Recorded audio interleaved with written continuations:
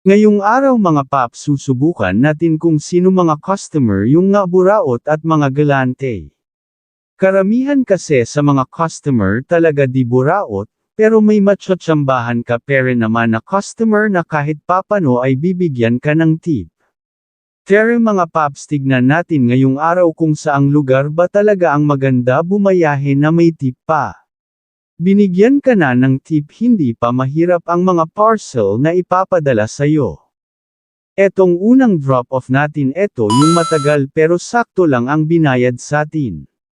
Mukha naman mabat si nanay, pagbigay ko ng parcel niya, 88 pesos lang naman ang pamasahe ng kanyang parcel. Binigay ko na sa kanya ang kanyang parcel at binayaran niya. Nako, sa unang drop-off natin ekis na agad pero sakto naman ang binayad niya. Eto naman pangalawang drop-off natin, ibinigay ko na ang kanyang parcel, nagbigay siya sa akin ng 100 pesos pero ang kanyang delivery fee ay 97 pesos lamang. Nagtip si madam na 3 pesos sa akin kahit papano. Nagbigay siya ng tip kaya okay ka sakin madam. Kahit konti, may tip sakin. Big check na sakin yan dahil sa pangalawang customer may tip na tayo. Eto naman sa pangatlong drop-off natin sa paaralan naman, teacher ang pinagdalhan natin ng documents na pinikap natin, pero ang inutusan niya dito ay ang kanyang estudyante.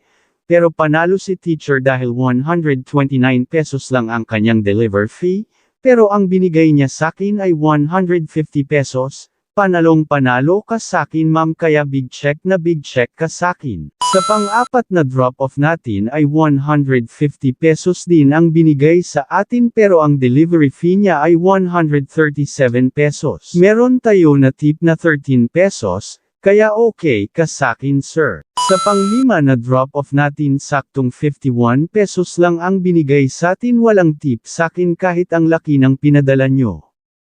Egils. Dito naman sa pang-anim na drop-off, credit lang ang kinuha natin. Parang food panda na ang dating nilala move dahil mga deni-deliver hindi na parcel, puro pagkan na, tapos hindi pa nag-tip. Kung babasehan natin sa mga buraot at mga galante na customer, sa mga na-deliver ko lahat ay 6. 3 ang nag-tip at 3 din ang mga hindi nag-tip, pero sa mga nag-tip magagaan lang ang mga deni-deliver ko. Pero sa mga hindi nag-tip ay medyo mabigat pa ang deni-deliver ko. Dito mo makikita na hindi talaga parehas ang mga buraot, malaki na ang pinadeliver sa'yo at hindi pa nag-tip, pero dun sa mga nag-tip magaan na pinadeliver nila may tip pa.